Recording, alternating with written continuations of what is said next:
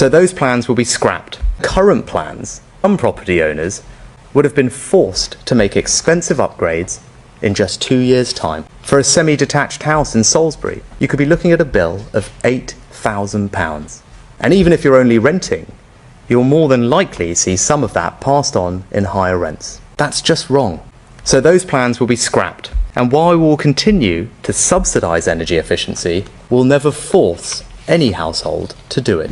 So massive U-turn on EPC. This article says Sunak scraps EPC regulations, industry reacts. Expert noted that many landlords have already improved energy efficiency of their properties in preparation for these changes. So this is good news for some landlords and bad news for others. Also, when you look at the amount of landlords that have sold their properties also, so look at this chart here, and it says, look, we've had more landlords exit the market than come into the market. So in 2022, 167,500 new purchases compared to 205,000 people exiting. And the EPC, alongside obviously tax, which is a discussion for another day, are two impactors on this. But is now still the right time to be able to start buying property? Is buy to let still dead in your opinion? Definitely comment below and have a watch of this video here, because I've done more in depth on if it's dead or not and what the right strategies are if it's not. And I'd love to know, are you thinking of buying properties yourself? But in the meantime, before you think about buying a property,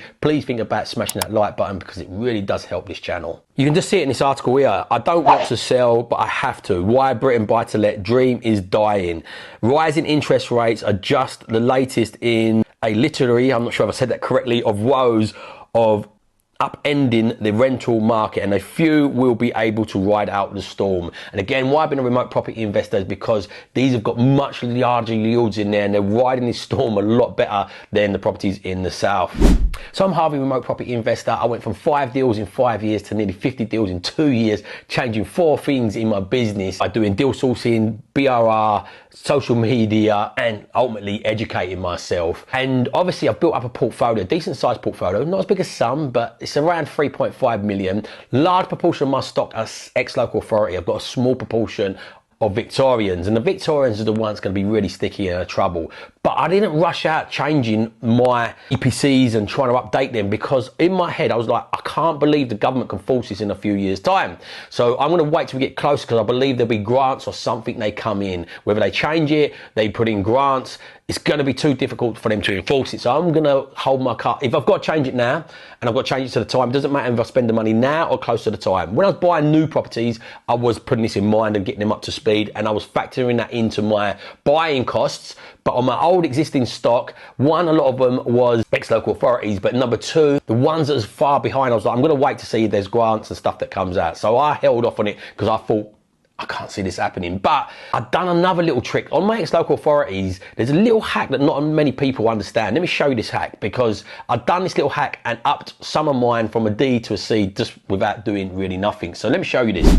So one of the big arguments that people was pushing back on is, how do they actually police this? And there's a little hack what lots of landlords knew about, which kind of bypassed you. Which I'm going to show you now. It's using the EPC register, the government-backed one. But if you look at areas and like hang around to show you a little hack how you can take it from a D to a C without really doing anything in a lot of instances.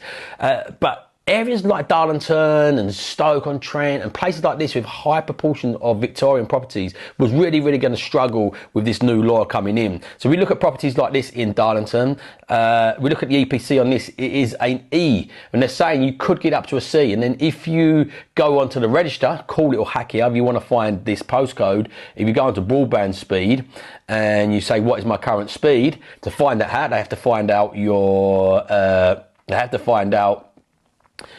to find that out, you go on the results at the bottom now, they have to give you the postcode. So it's a cool little way to get the postcode if you want to know the property. But you get that postcode and we go into the register on government EPC site.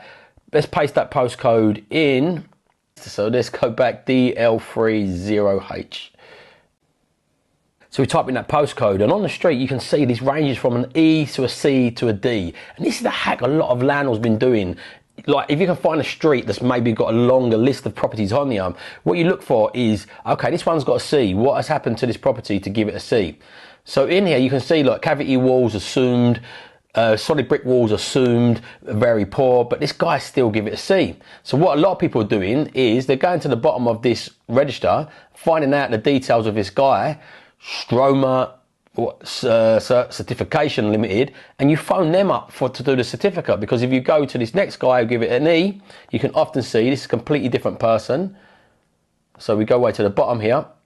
This is a different person, but however you say that name now, you wouldn't phone this person up, because at the top here, they're saying it's got the same sort of stuff on there. So solid brick walled, assumed, very poor. Cavity walls, assumed, on partly insulated, assumed, average. But they're the two big players in your heating, is the cavity walls and the insulations on the outside. So one person's given that a C, another one's giving it an E. So what a lot of savvy if you want, but what a lot of landlords was doing is finding the people in their street that was giving this a better rating, and then going with that provider, and without doing anything to the property, you was getting a better rating on the property. So any of you who wasn't aware to this, let me read this out from this article. It says the change of the EPC requirements were due to come in force in 2025 and would have required all properties covered by a new tenancy agreement to meet the EPC rating of a C or above, with all rental properties due to meet the standard in 2028. This was going to have a massive impact. Some properties could cost up to £10,000 on average to get them done. If you've got 10 properties, £10,000 per property, doesn't take a genius to say that you're going to need quite a lot of money. And with interest rates going up, squeezing your margins, and tax squeezing your margins as well with the Section 24, this was enough to make a lot of landlords exit the market. It's putting massive pressure on the rents. I've not seen rentals go up as fast as this in the last decade in my remote investing location in Stockton-on-Tees. But has Rishi made the right decision? Is this the right move? As I said, a lot of landlords are going to be angry because they've sold or they've changed their property. I still believe a lot of them still might have sold because of interest rates and the fact that the Section 24 has come in. But I believe a lot less would have sold if he had announced that. And the people that spent maybe £5,000, £10,000 updating their properties already, of course, they're going to be upset with this. But where do we see the property market going now? Where do I see this happening? I've still been investing throughout this time. I like buying ex-local authority properties, not Victorians, not just for the EPC, also just for maintenance in general. They're easy to look after. You get a lot of young low-income families that want to be long-time tenants and want to council home, not got a homeowner mindset, so you get better from single lets, you get a better return off of these. And I've been investing in the north because it doesn't work. It's been dead in the south for years, and I can see this big wealth transfer happening to the north, where there's more infrastructure coming in with the power of the north and the levelling up agenda, more people working online. You can just see the shift. It happened in Manchester first, it spread across the Leeds and all these other cities and towns across the north, and now it's coming to my area in the northeast. There's a carbon renewable energy centre being built. There is the biggest Freeport being built, a gigafactory being built. More Amazon factories are going up in the northeast than any other part of the UK. Like the Nissan factories expanding. There's tons of infrastructure, airport getting expanded. So you can see the money coming back in there, and the growth is linked to the money. Not like in 08. A lot of the growth in 08 was linked to irresponsible lending. So people was lending it and not being able to afford it. This time they're stress testing it, and infrastructure and the jobs are there. So there is a massive wealth transfer going on at the moment. This is not the time for that video, so watch this video here if you want to see how the wealth transfers going on at the moment, and data and statistics to back this. Not just my opinion, this is backed with data and statistics, so have a watch of that. But in the meantime, if you're still here, I'd be super appreciative if you smash that like button, hit the subscribe button, the bell icon if you've not done that already. My why is to live on my own terms, my mission is to help as many people live on their terms. So please share this out if you feel this is valuable to somebody else. Remember, if you don't evolve your ideas, you'll never live on your own terms. So evolve your ideas, live on your own terms, and make sure you watch this video that YouTube is suggesting you'll like next.